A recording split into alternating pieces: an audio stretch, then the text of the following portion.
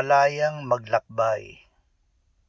Palalakasin ko sila sa Panginoon, at sila'y lalakad sa kanyang pangalan, sabi ng Panginoon. Sakariya 10:12. Diyos ang nagpapatatag sa atin na sumasampalataya sa Kanya.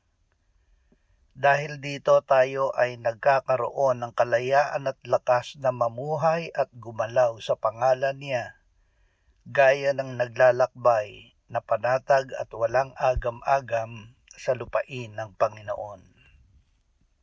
Ama, sa pagising namin sa umaga, pukawin mo ang aming gutom at uhaw sa iyo at sa iyong salita. Akayin kami ng iyong banal na espiritu na makinig sa iyong salita at makipagdiig sa iyo sa panalangin. Ipamalay mo sa amin sa buong araw na ikaw ay kasama namin sa pook na pinaglagyan mo sa amin ng panatag at walang agam-agam. Amen.